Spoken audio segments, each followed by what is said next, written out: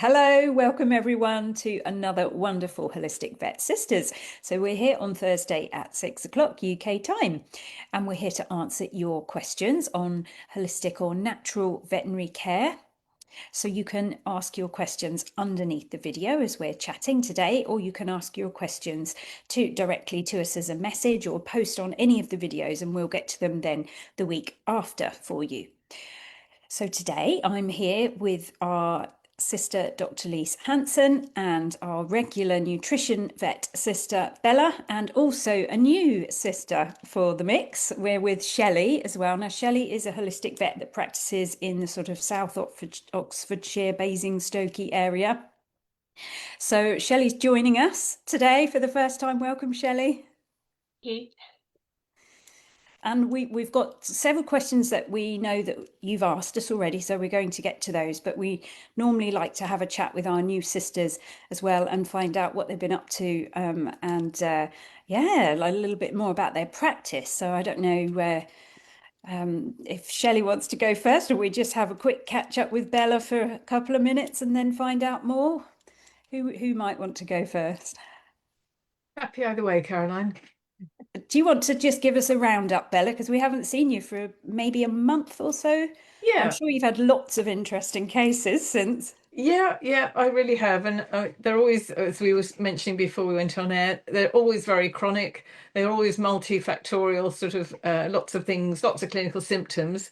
And I think that's why it's so rewarding, because you know that there's basically an underlying cause, which is the one thing, and you can just branch out from there with the various remedies and supplements and foods that hopefully will suit them. So it's quite involved what we all do, actually. I think as holistic vets, we have to take every little thing into account. And I'm often thinking about the stress of animals going through a lot of treatments and how they can manage better with that sort of thing. Or if I'm always in my questionnaires asking lots about the household, whether there's lots of other people or pets or people coming and going, do they go to doggy daycare, that sort of thing. So it really is a rounded experience to try and work out from every angle what to do. That's definitely what I'm finding is more and more important. And we're learning more and more about the stress in the gut affects what the bacteria do. And I think that's quite interesting. So, you can have a perfectly fine salmonella in there. And then if you're stressed, it can change its tune, and it can be quite harmful. So, yeah, just been lots more data in that sort of area that I've been covering. And more international people as well. And also, so I that's think fun. with the biome, it's that it takes a really short period of time for it to shift Yes. into something you don't want, but it can take ages for it to go back. So it could be like half an hour of stress and then 4 weeks of dysbiosis, Exactly. And antibiotics are the other, aren't they? Where I think I mentioned last time, even a 10-day course of a broad spectrum antibiotic in a person who's been testing their feces every 2 weeks with biome testing, it took them 2 years to get back to normal. 2 years. So my thought was, well, why don't you go and have a fecal microbiome transplant? Because job done, really. Yeah. And I'm getting more and more keen on that approach, because really supplements, you're sort of a drop in the ocean when you've got trillions of microbes with a job to do. If you can get a healthy donor, make sure they're screened, and then just fertilize the gut with all that fantastic microbiome, I think we're up and running. That's certainly been my experience. But I'm finding it very hard to find general practitioners doing this, and people have to go quite far to do it in specialist centres, and that's disappointing. So all you vets out there, come on, it's so easy. You need a food processor and a sieve. Can't be harder, can it?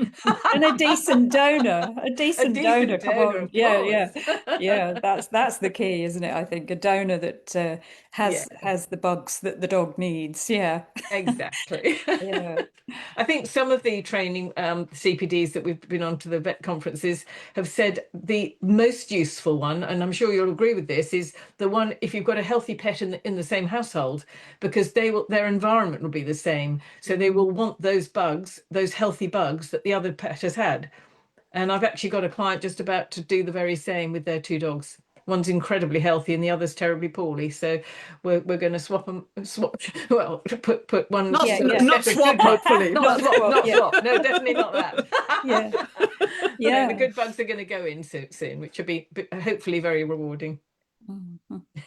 You have to keep us posted, actually. I shall Sure. remind next time you come Yeah, on, we shall okay. find out how that dog's getting on. Yep. Yeah, Yeah. will do. Will do. No, we've been struggling with really good food, supplements, some of the probiotics, prebiotics, postbiotics, good old tripe and all that sort of thing. But despite all of that, she's on one of the best foods in the market. And she'll still have flare-ups. So I think she just needs this extra step. And hopefully, because she's young still, she's only 4. And Oh, that's what yeah. you typically find, isn't it? And Mm. there's tummy pain with it as well. If you don't have a good belly, it's really uncomfortable if you get trapped wind or, yeah, sort of sharp pains. And it's hard for people to see that when they've got their pet at home, Mhm. rushing under the bed, going, ouch. Yeah. Yeah. I think that Carol might be talking quite a bit about FMT this year, Yes. the Well, expo. So, well, I'd be glad. And if we can mm. just make sure that there's a protocol up on the screen that people can follow, because honestly, it's so easy. And I can't understand why people don't do it, particularly when we're all being told by the specialists to do it. And it's such low risk of anything bad happening, you I think know. it's just because the thought of like finding the donor, handling it, everything just immediately goes, oh, I'm not sure I really know how to do it. So it's Mm. kind of like they like a protocol, exactly what you're Yeah, saying. So yeah. let's hope that It's that is dead what comes easy. out of this. Yeah. Yeah, lovely. Well, if she'll explain that, that'd be fab. Yeah. Okay. Be really good. But I'm sure herbs also, Shelley's herbs will be extremely helpful in this sort of thing with the gut. So I'm looking forward to hearing about that Mm. very Mhm. Yeah, much. tell us about your practice, Yeah, Shelley. yeah. Yeah. Oh, okay. So I am very lucky at the moment. I work within a conventional veterinary practice, quite a large practice with some fantastic vets. And I still practice conventional medicine and do surgery, but I have my own business that sits within that. I joined the practice about 5.5 years ago, not long after COVID, when a lot changed. So I kind of the way I was working, I kind of had to move into a practice and it's worked really, really well. So I feel very lucky that I can do the full remit of work, but also I see referrals from other practices for just the integrative therapies and the holistic work.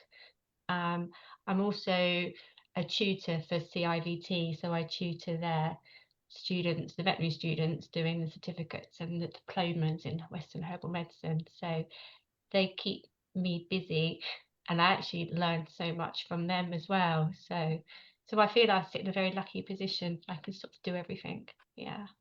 Is that online teaching or? Yeah, CIBT is all online. They do some work, but most of their courses that they do live would be, they've just done one in Brisbane in Australia, a 3-day course with Steve Marsden and his wife. But you can buy the recording, which is lucky.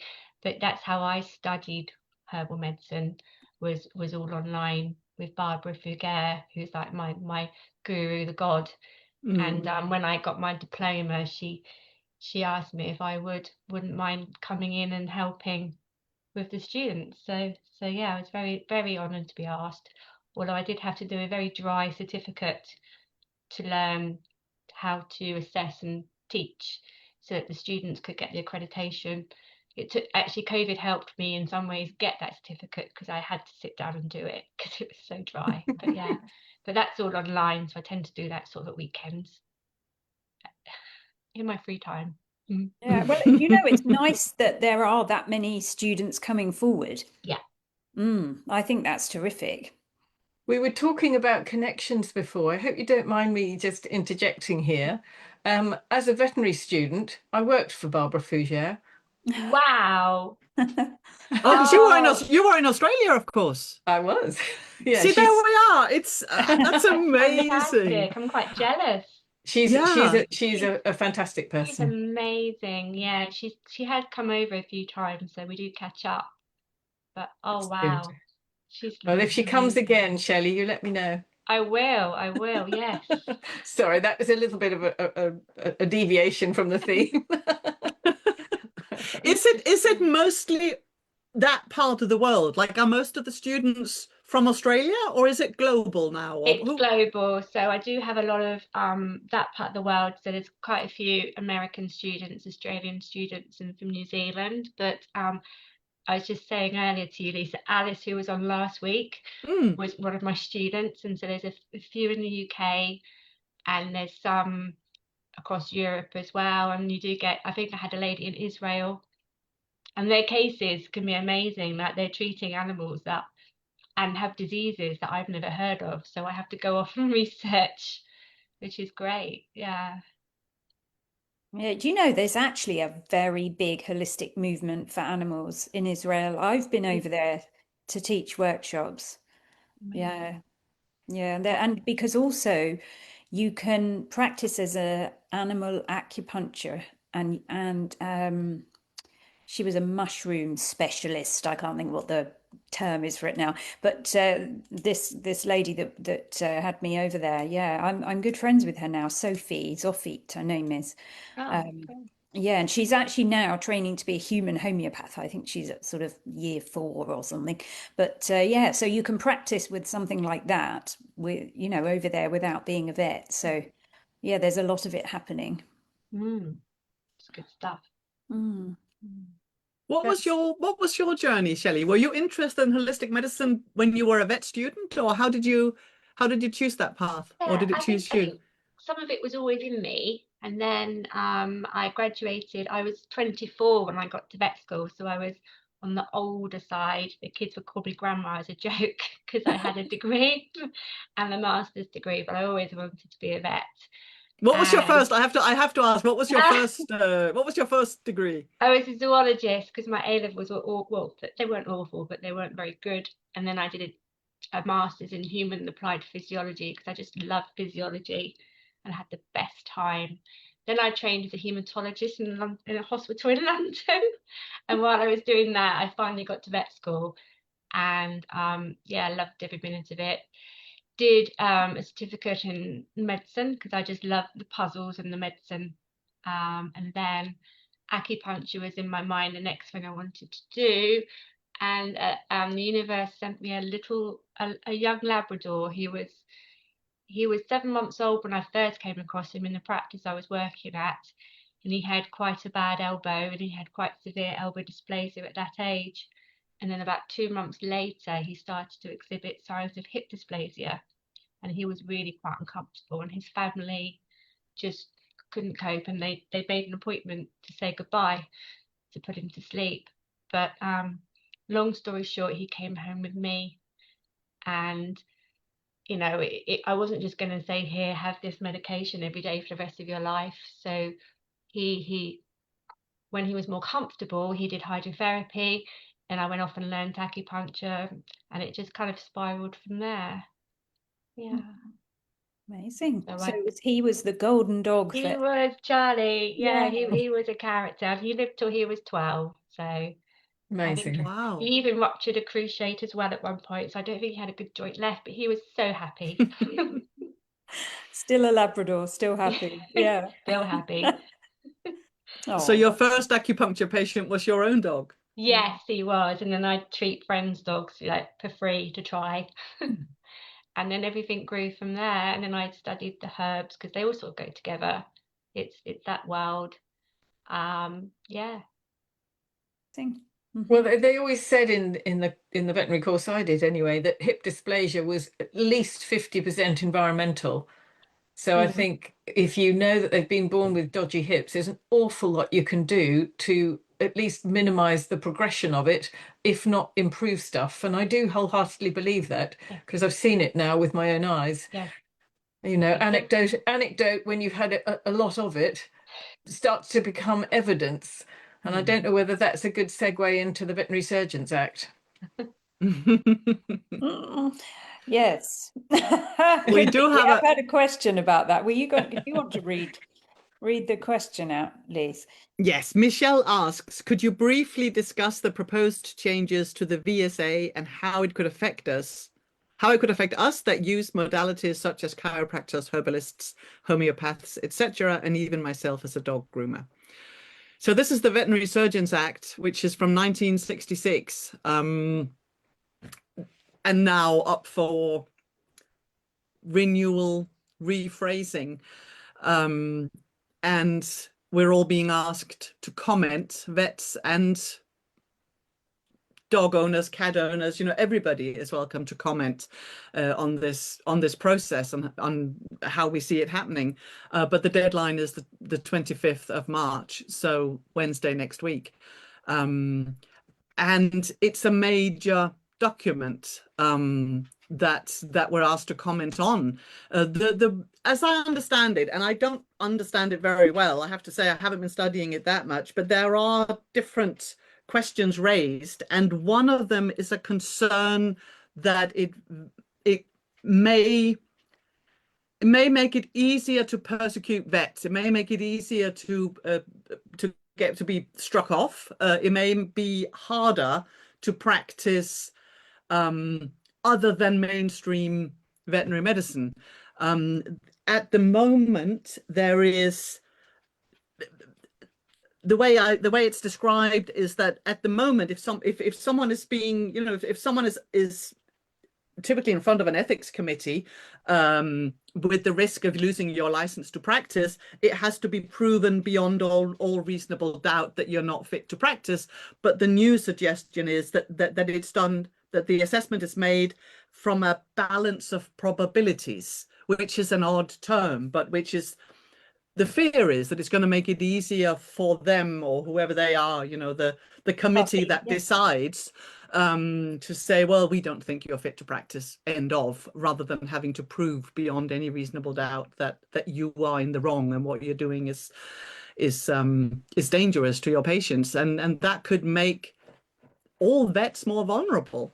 And my personal concern would be that it could move us towards the way I see medicine generally practiced more in the States, that you'd move into this kind of defensive medicine, where you always try to cover yourself and maybe overtreat or just limit your choices because you want to be seen to have done the recommended thing, and that your option for personal perspective or your clinical freedom could be restricted. Which would be a major concern, and certainly one that I will mention when filling this in before Wednesday next week. That's certainly one part of it. What do you guys think? What have you noticed looking at this? What would be your main concern? Have you filled it out yet? I think, Lise, it's a very long document, and that obviously makes lots of people not want to kind of go through it with a fine-tooth comb. And also, we're not legal brains, we're very busy, they know all this. And it's very hard to get to the absolute nitty-gritty of it. So I suppose, broad picture, you've got the RCVS, the Royal College of Veterinary Surgeons, have a committee, and they're the ones who are going to be deciding who keeps their license and who doesn't when it's there's a complaint or an ethics committee is deciding that what's been done is not right. So I think on a lower standard of proof, that does concern me, but it depends on who the members of the committee are, and they do change. There are also members of the public part of that committee when they're assessing complaints and that sort of thing. And evidence base is quite a tricky term, because there are plenty of really incredible medical discoveries that had no evidence whatsoever, but it was accumulation of knowledge. So things like aspirin or vitamin B12 or, I don't know, the wheel, the fire, those, if we want to get really down to going back in time, and certain things it would be unethical to do an evidence-based situation, because things, people would suffer. There are very big, powerful companies in the world who also have a huge stake in what goes on in life. And I guess the older I get, the more I worry about that we're losing independent sort of freedom to do stuff that is, the right thing to do. And the power's taken out of your hand. Often people talk about wealth care, not health care. And I guess, you have to be a little bit, understanding that it's a complex world, and there are lots of strains and influences on it. Whether this actual act is going to be as we want it. I mean, it does need changing. I think the nurses in particular need to have their rights and sort of their title very much protected and seen as a very professional thing. And I'm sure there will be good things in it, so long as we don't lose the crux of the matter, which is clinical freedom. Yeah, When exactly.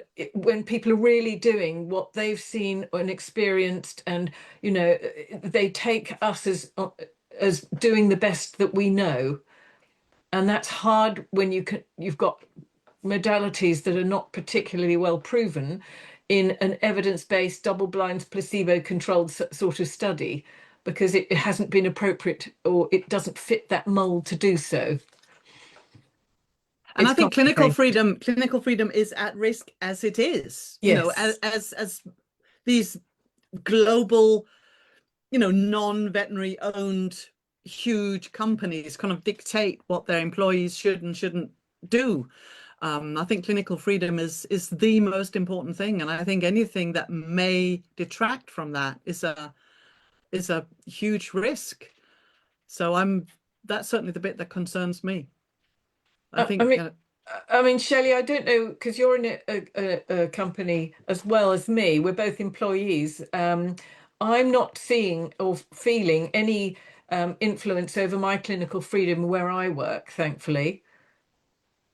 Yes, I mean, I do work within one of the big five, so I'm in corporate practice, and as a CD there, we do get whatever comes from above. But I would say clinical freedom is not been at all affected, and I would fight for that. But I agree with everything you said, Bella, about the proposed changes. I think even the conventional veterinary teams are worried about I suppose, the changes to the disciplinary process. Yeah. So, and there's a lot more, over my over 20 years in this job, there's a lot more people who would put complaints in, I feel, than used to. And Yes. the whole world of veterinary medicine has changed. What we can do is change, and also the complementary world. There's so much. So I think, the vets are very worried about that as well. So whether being worried that something you do may be seen as something that could be disciplined may affect people's clinical choices, that would be a worry. I that would suppose be a huge ultimately, worry. I mean, ultimately, it depends on the actual people. So it's the vets themselves, isn't it? And working together. And certainly, I've worked for 5 or 6 different practices through my career. Like you, Shelley, I'm over 20 years qualified. And I can't think of any practice at all that's insisted I do something a certain way, thankfully. I mean, sure, there are far more corporates now, and I have chosen to try not to have to work in that sort of framework so far, but I have ended up in one. I don't think it's one of the big five, but I see some changes in regard to medications that are bought because they're a cheaper brand or something like that. But they've not ever said no, you can't do this, that, and the other with clinical freedom. And I think as vets, we wouldn't want to. We would fight very tooth and nail against that generally. Sure, But I mean that. Go on. Go on. No, I just want to say, I mean, that's good, and it's great that that's your experience. But I also certainly know that I know lots of people in lots of situations who have different experiences. It does happen that you get dictated from above. This is what you need to do. This is how we do things here. Yeah. In lots of practices, so it happens. And anything that makes it harder to do what you want to do with your experience and your clinical judgment, I think is problematic. So I mean, anything that protects the individual vets and their freedom to their clinical freedom, I think is at the core of what we do, and shouldn't be, mustn't be risked. That will be my input in this context.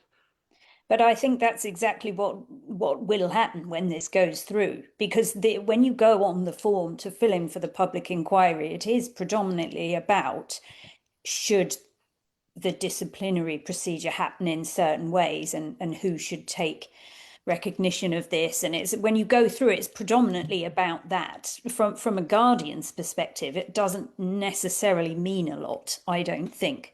But so some highlights that have come through to me, because you can imagine all the different things I've had through about this. A craniosacral therapist for dogs seems to be quite at the heart of this and going to various meetings, and she's put amongst other things, this is her quote: "We are concerned that vet nurses will be able to attend short trainings and assume expert knowledge. MSK is one of the skills which could be most abused." So she's worried that there will be situations where just because you are a vet or just because you are a regulated vet nurse, you can then have access to these treatments and offer these treatments, as opposed to, say, someone who's been doing it for sort of 20 years and that's all they do, and they're an allied professional. So that's obviously her concern. And I know Roger Meacott was talking quite a lot about whether there would be limitations to practice insurance and whether that might then again limit. It seems to me that while you're very right talking about this defensive veterinary care, that it ends up being quite limiting. So I mean, like I was saying to you, Shelley, it's so terrific we've got all these students that want to learn herbal medicine, but could this have an impact on that they would actually be concerned down the line to train in something like this? That might be a sort of a black mark against them, if you like, that they're not just practicing traditional veterinary care.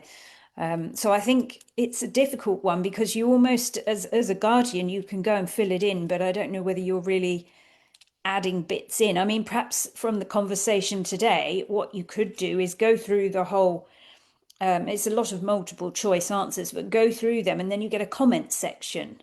And in that comment section, you could ask the question: do you see that this could in some way limit complementary or alternative medicine, veterinary medicine, and just so that they know that people are aware that that could possibly happen. And I don't know whether this is a long-term plan and this is just one part of it. It makes you wonder, and I kind of am a bit sort of skeptical, thinking whatever we put in this public inquiry, they're still going to do what they want to do. Maybe safety in numbers. Safety in numbers. Yeah. And I would really urge everybody to respond in some way. And the discussion amongst the homeopathic vets have been, rather than maybe everybody going through this huge document and commenting on everything, that there is also the option that you can just send a letter in your own words. And I have just shared, hopefully in the comments under this video, the email address that you should contact and a suggested opening to your letter. And then you can really, in your own words, just write, just a couple of sentences about, this is what it's important to me. I want to be able to know that if I see a chiropractor, they are accredited by chiropractors and not by the Royal College, which is, I think, also one of the points, that these different holistic specialties are not it's not easy to see an accreditation scheme within the Royal College. It would be much safer that craniosacral therapists were accredited in their own organization, like homeopaths are accredited by the Faculty of Homeopathy, and all these different groups should really be able to accredit their own members, which is one thing that it makes sense to write in this. So Michelle's asking, thanks ladies, but what about modalities that aren't vets? And I think that's obviously something of concern, isn't it? Because at the moment, under the Veterinary Act from the 60s, there's an exemption act, and if you're a spiritual healer, they call it, you're exempt and you can do this, and they call it laying of hands, although they kind of say you need to be hands off. But if you're something like a Reiki practitioner or non-invasive, then but this non-invasive is going, that exemption act won't be there. So it does leave a lot of organizations open to judgment in terms of, could a vet trust enough to give a referral? Would that then come back on the vet for giving that referral, or would that come back on the person for actually giving the treatment? I guess that's something we have to consider. I think that we've always been told that if we say I referred to a physio or a hydro or a massage, anyone, that if I filled out that form and signed it and something was not to go right, that person maybe not have the right qualifications and be accredited, that in some ways that could fall on the vet's responsibility. So Yeah. that kind of puts you off in a way, but it would be nice if they could just umbrella all the good recognized associations of all of these modalities, and then at least you knew that if they're accredited with this, they're safe. That would be my hope, but I know that it Well, I may or think may not work that easily. there's money involved here as well, finances, because the McTimoney Association, who they used to be called McTimoney Chiropractors, are now just called McTimoney. They've lost the chiropractic title. I mean, some of them have been doing it their whole career, and they damn well know what they're doing. And this is a very study and practice driven qualification to get, so you really do know what you're doing at the end of this. But I think they feel worried and concerned, for instance, because perhaps it could be that they have to create like an umbrella organization, like the reform will be like an umbrella organization. They'll become paraprofessionals, but there seems to be some finances involved in becoming one of these kind of groups within the umbrella, if you like. And if you don't have enough funds, then that's it. You're not within that reform umbrella, and potentially vets that refer to you could be scrutinized over it should anything happen. So I don't know that for definite. I don't know the exact sums or anything like that, but there seems to be a talk of finances in that way, which would be a shame for a lot of the smaller organizations that are doing it right for dogs. But I just think I can certainly understand anybody who feels a bit overwhelmed by this and by the document and by what does it mean and how do I contribute.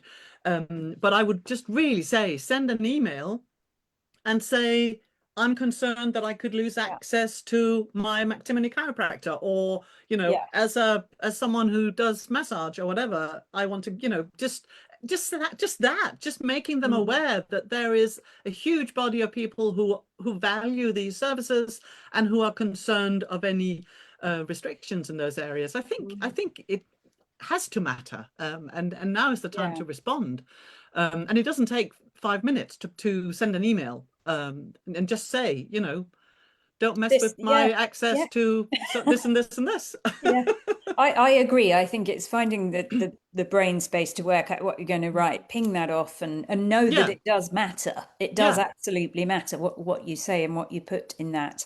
Because otherwise what could happen is the opposite of what they're trying to do, and they'll push all these kind of under referrals so that people are just recommending so and so, the local person for Reiki for dogs or something, or something. Not that I'm against that at all, but you know what I mean. It could be that this actually goes the other way for them. And it would be a beautiful thing if they got 10,000 emails about don't mess with holistic therapies. I mean, that would be fantastic.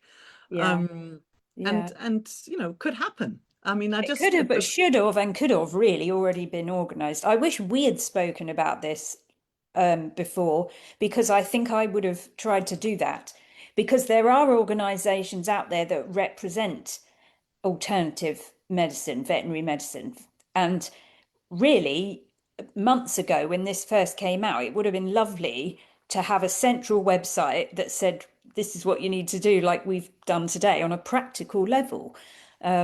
But it didn't happen. So I wish I'd known before. I'm going away now as well.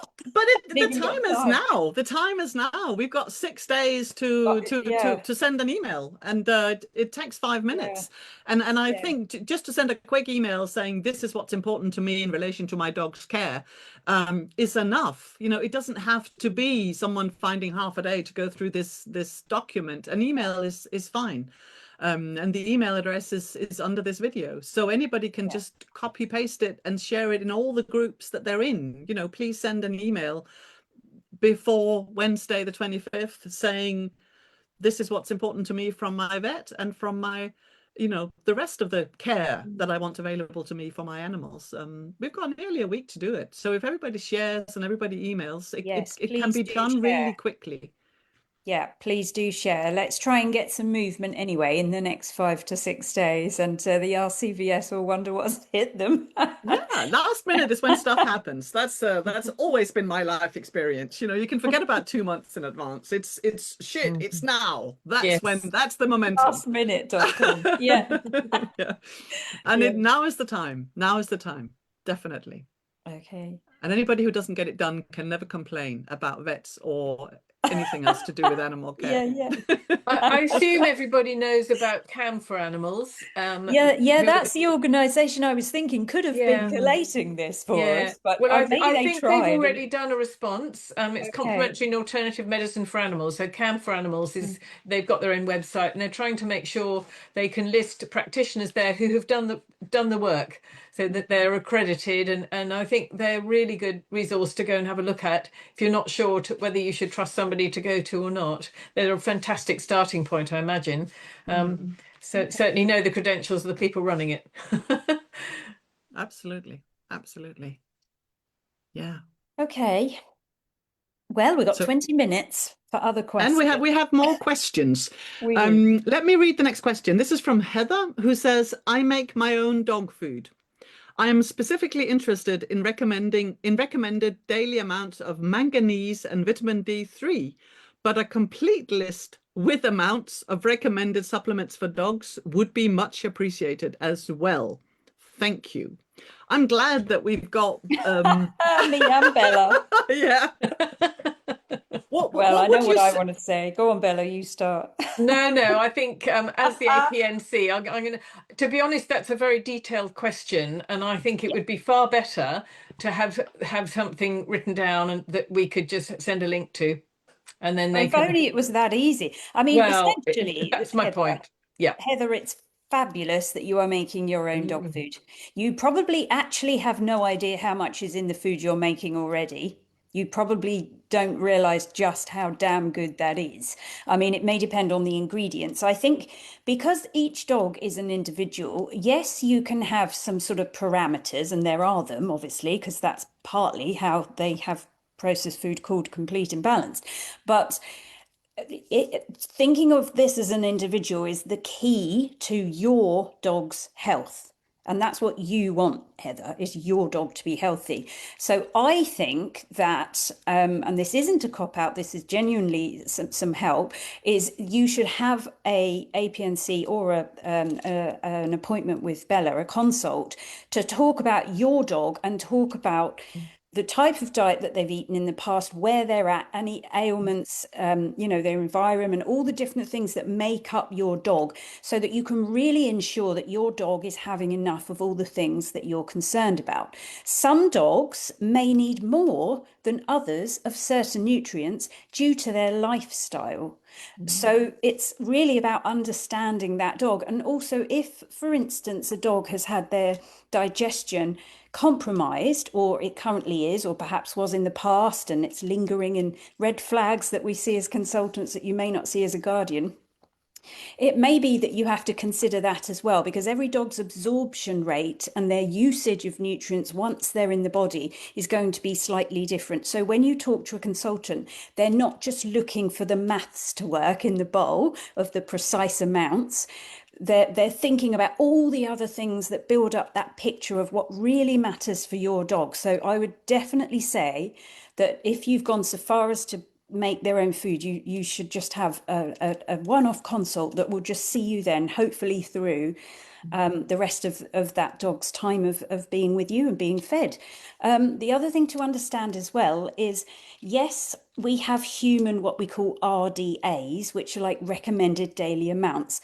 But generally speaking, humans are all quite similar. Okay, and we obviously have for younger and children and adults, but in the dog world they have parameters, and the science behind those parameters in terms of you mustn't feed, say, an excess of nutrients, and you wouldn't necessarily want to feed less than a certain nutrients. They have a very grey area in between, and the science isn't robust. We don't know, when you look back where the guidelines came from for processed pet food, which is what really you're asking about. We don't know.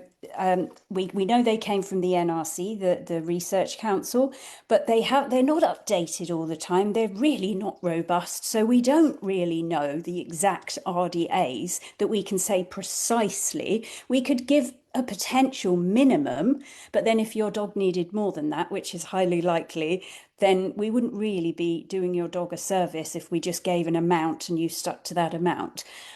So I think there's more to it. And again, as I just come back to what I said at the beginning, my bet is that if you were to show me your recipe, it would be much higher in nutrients than you think it is at the moment. So yeah, that's what I would say. I'm gonna hand over to Bella while I put some lights on, because I'm just realizing I'm gradually You're in the getting dark. darker. I think No, go on. Sorry, Lise, go on. carry on. No, I was just going to say that my main, I mean, if a dog is unhealthy, there can be, obviously, if you've got a dog with IBD or pancreatitis, or there's a load of conditions where there are specific considerations, and it can become complicated. But I think, as a general approach, there is a tendency to all of us being alienated from the process of giving our dogs food, and if we convert this into asking about humans, it becomes a little bit bizarre. I make my own human food. Yes, I do. I want a complete list with amounts of recommended supplements for humans, but I just eat food. And I would just like if it's a healthy animal, I would be, and I mean, the reason we're all like this to a certain extent is that we've been brainwashed by people wanting to sell us kibble and wanting us to buy this idea that putting together a diet for a dog is so complicated that only really, really clever scientists and white coats can do it, and we couldn't possibly. And I think that's why we're all kind of, how many grams and what supplements and all of this, where I would just sometimes really like to say, listen, it's food. They're carnivores, they need food. Look at their body condition. I mean, how bad could it possibly, what could possibly go wrong, kind of thing. And yes, if you want to really, really optimize, and if you're really interested in health, or if you have someone with a health concern, absolutely there may be specific considerations. But I do on a daily basis have conversations with people who are terrified at the idea of doing something wrong when they're feeding their dog, whereas their kids just eat. The family just gets food, but the dog has to go, and it becomes really complicated because we're so alienated from the whole process. So I just wanted to throw that in there. It's very valid. It's very valid. You're right, because it comes down to confidence sometimes as well. Maybe not with Heather. She's gone in, taken the plunge and done this. But for some people, they won't even start, because it just seems so like they don't have the ability. They don't believe that they have. They don't trust that they can just, you have a child, you give the child food. It's, you don't consult a dietitian and ask about supplements for a child. You just give them dinner. But there are golden rules, really, that you want to be eating fresh food. I mean, if your child is eating processed food and they get poorly, that, you do start to question it, don't you? And saying, perhaps they should have some more. But this alienation just goes really deep, and it leads to bizarre situations where people feed their dogs either raw or homemade, and then they add a handful of kibble just to make sure they have everything they need, as if kibble was vitamin pills or something. I mean, it's sometimes it's just, I think sometimes we just that kind of gut feeling of, well, it's a carnivore, I'm giving them meat, I'm giving them vegetables, it's fresh, it's varied. It's not that different from general principles of human nutrition, but somehow we're more comfortable with that because no one's trying to sell us some ultra processed products that a lot of us still kind of think must be better, then they get everything they need. You know, we're just brainwashed. And sometimes it comes out in this sort of 20 supplements for a healthy dog. You think, surely, I mean, how many do you take yourself? Anyway, go on. That was my that was my comment. Anyone else got any comments on this? Oh, I just love the responses you both made. I think it's absolutely on point. But I'm really glad for the question, actually, because it is a concern of so many people, and I'm hoping that together we're providing more confidence to people to not worry so much.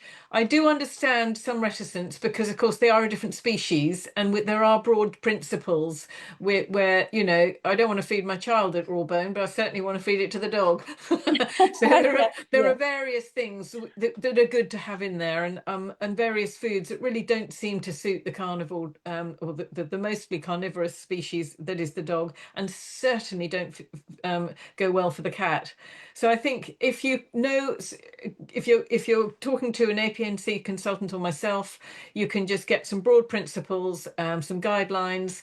Vary the food over a 2-week period. You'll have all the magnesium, selenium, vitamin D that you could ever poke a stick at that you need. And quite what Caroline was saying is absolutely right. Unfortunately, the testing of these foods is really inadequate. I realise there's a huge cost component if you have to do this for the lifetime of a dog. It would be unsustainable financially to do a study that tests a dog food like that. But it really is. It's only sort of up to 10 dogs. They're all the same breed and same age virtually. This is the sort of traditional one, and it's for 6 months. And they're not even old. They don't have other conditions, and it just doesn't represent the true experience of pets all over the place. But no, great question. Honestly, I think good to discuss it. Shelley, what do you do for your clients? Did they ask you about diet much, or do you bring it up? They do, and I am absolutely, you know, fresh is best. Avoid kibble, but then they're so varied that some of them will want to stick with what they're on, and then you just give them advice to supplement. If they're very serious, I point them in a direction because I can't formulate a diet to make it complete. But it's interesting, I think one of the reticences that conventional vets may have against these diets is they will tell clients, how do you know it's complete and they're not missing out on stuff? So I can see why people come up with these questions, because then they're paranoid.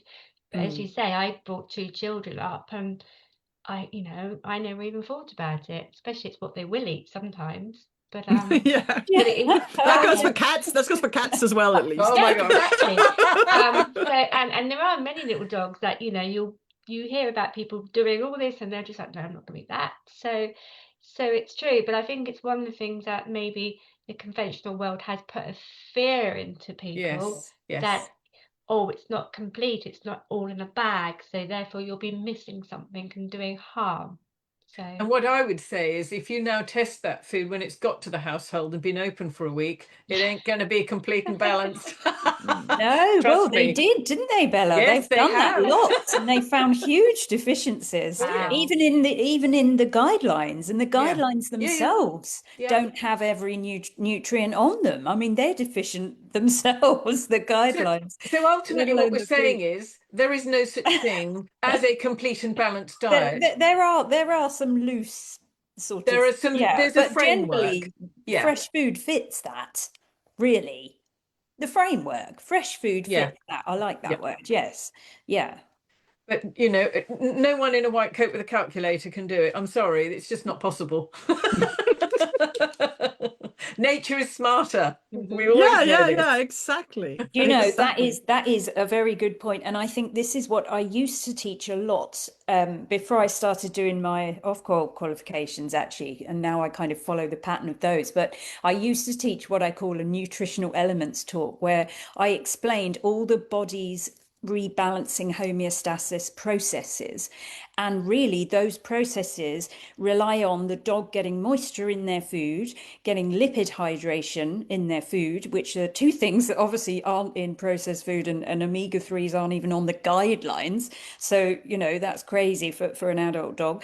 And various other things like the microbiome being capable of digestion and things. So I had this like nutritional elements, and these were the things that you were looking for to create happening in your dog's body, and those things needed for homeostasis, those things needed certain elements of fresh food, and really that doesn't happen when they're on processed food. All of their kind of bodily processes for detoxification, methylation, all these things start to get compromised when they're having a processed food, whether that's even a tin, you know, that might have some water moisture. It probably still doesn't have enough lipid hydration.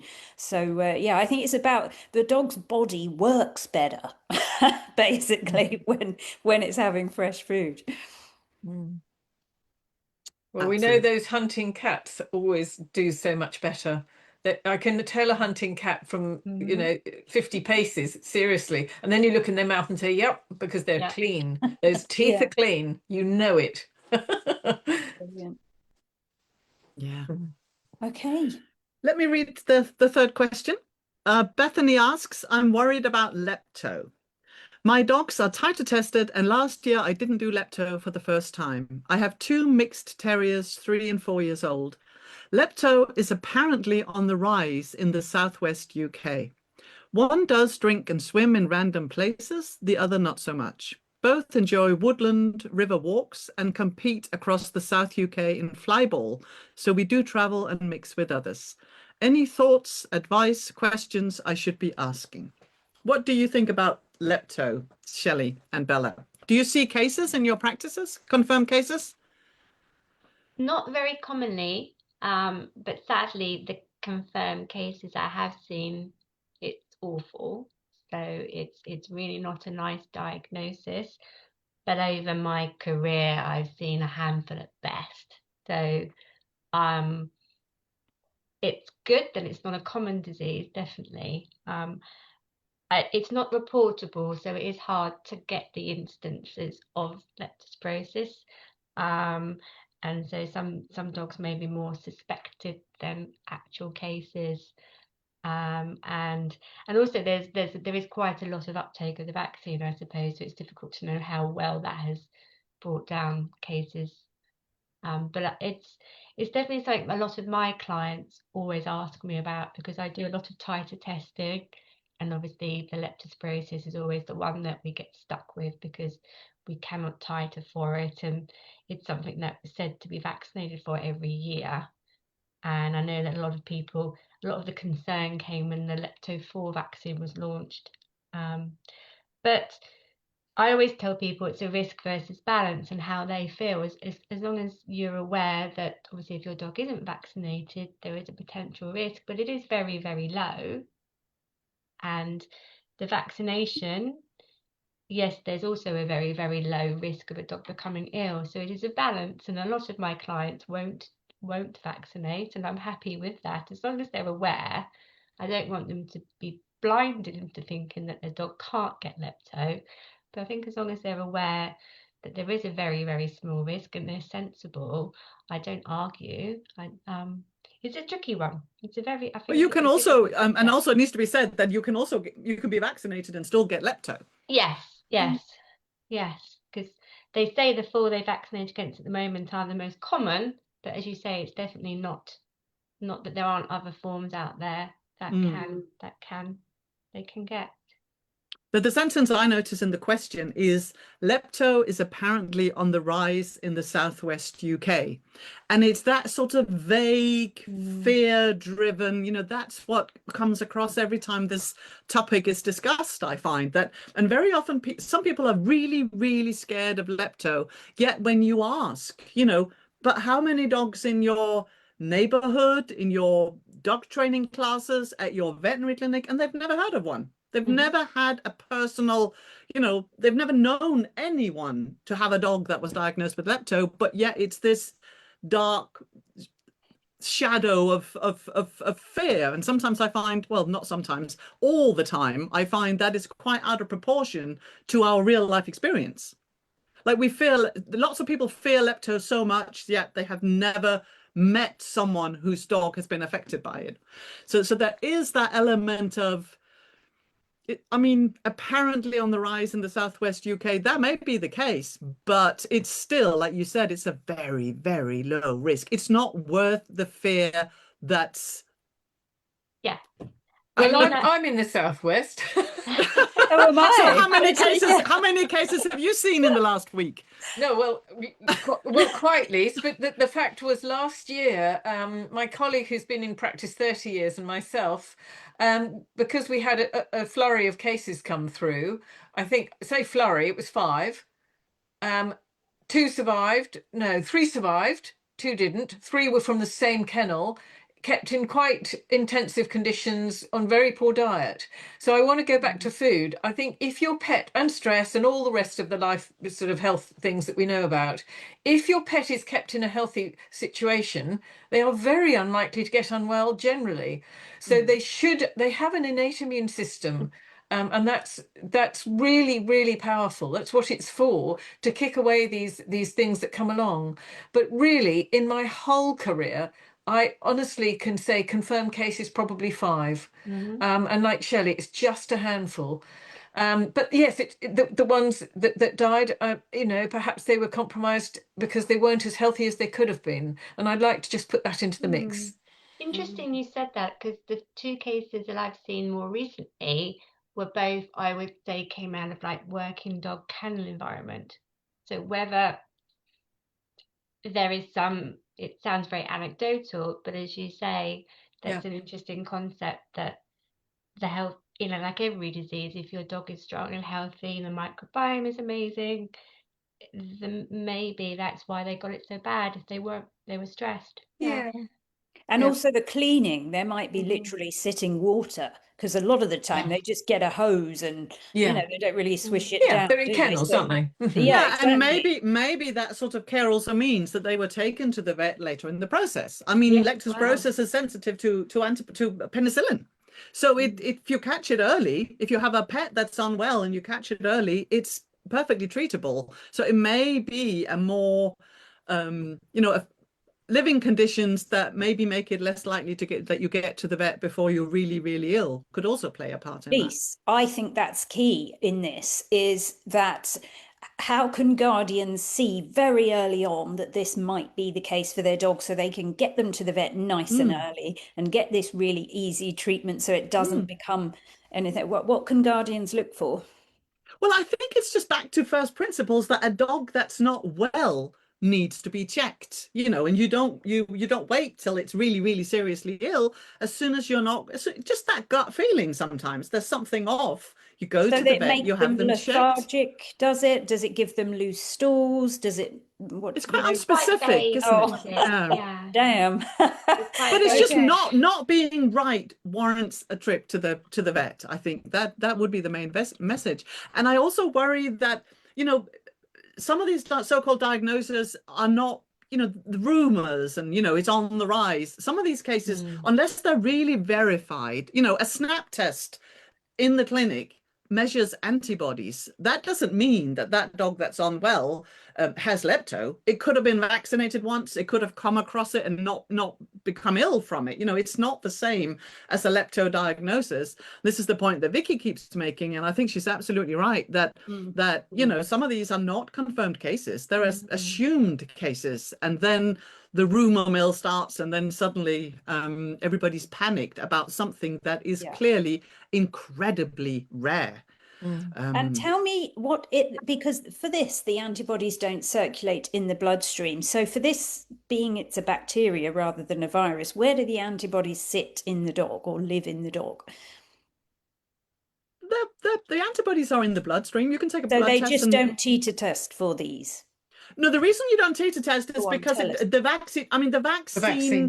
vaccine doesn't give the vaccine doesn't give long-lasting protection, so there would be no point in testing, because we know it doesn't last very long. We know that if you want to vaccinate, you need to repeat it annually. For the lepto. Yeah, so there Yeah. would be no point in a test. We know it doesn't last. So How do we know? Sorry, we end up going over with this at the end, but how do we know? Because are we basing that on challenge testing, or what are they basing that on? or the tests would have, I'm sure they would have done both serological and challenge tests when they licensed the But vaccines. some vets will argue that this is why triannual vaccines or annual vaccines are needed. And then other vets will say actually that both kinds of tests have proven that the antibodies, even for DHPPI, will stay for longer. So I think I probably just want to understand why it is we don't have the same with lepto, whereas with the DHPPI, we're going, hang on, these could last a lifetime. I mean, with the core vaccines, we know they last their lifetime for more than 85% of the dogs. But for lepto, because the tests have been people have looked into this, and they know that they don't. They know that it gives quite incomplete and short-lasting protection. So if you want to vaccinate, you need to do it. You need to do it because I just find it interesting. Nature's normally right. So for nature to have this inconsistent short-based protection of something, whereas everything else gets the long-term, you're okay. But not everything. There's lots of diseases that you can get that you can get repeatedly. But I mean, I think what you're really saying, and that's an interesting point that I haven't considered before, is if you have lepto, if you're ill with lepto and recover, do you then have lost a longer lasting protection? I haven't got a clue. I wouldn't have thought so, but because of the different serovars, and they don't have the vaccine doesn't cover all the serovars anyway. So you've got so much variety. It's like the flu jab. You can still get the flu because exactly. there's so many variations on a theme. I think that's a similar sort of situation. But I think some of it's weighing it up, isn't it? Go on, yeah. So I think some of it is the fact that making a vaccine against a bacterial infection seems to be so much harder than these viruses that we commonly vaccinate against. And so it's just much, as you say, that vaccine that we give, they can still catch lepto, but they just might not get as ill, or they might not spread it. So there isn't actually 100% vaccination against lepto yet. Well, very far from it. I remember reading a study a while back that looked at confirmed lepto cases in a large hospital setting, and they were saying 50% of the dogs that were very ill with lepto had been vaccinated in the last year. It was literally 50-50. But you just catch a different serovar, and there is no cross protection, so you become as ill as you would have done if you'd never been vaccinated if you contract a serovar other than the one that you were vaccinated against. So there's no, I think my only point is there are no guarantees in life. So you have to weigh up. Are you more worried about the vaccine or about the disease? And just common sense is what I would, just urge everyone to consider before you panic about something. Have you ever seen it? If dogs were dying in your street from lepto, I'd be concerned. But if you've never met a dog with the disease, or never met anyone who, I would really not be concerned. And when you hear rumors, I would maybe not always believe them, and ask for the stats. I mean, you could ask for the stats on this, because rise, how much of a rise? Are we talking from 50 to 60 cases a month? Are we talking that 10 years ago they had hardly any and now they have a few? Like, what is the actual stats involved in this? And if there was one in the last decade and now there's two, that's doubling. It's doubled. I mean, we need to know what we're talking about. And also remember that this is also a disease that humans suffer from, and there are more humans who contract lepto than there are dogs, yet no one is suggesting that we are vaccinated. I never knew that. Well, there you have it. It's far more common in everybody, humans than in dogs. Get down the doctors. Absolutely. We are so out of time, and we have to stop for now. Thank you so much, Shelley and Bella, and you must both come back and join us again. Lovely. Thank you. And everybody must send off their DEFRA letter or survey. Yes, the link's in the comments. And they changed how this looks. We'll see you next week. I won't, because I'm away. That's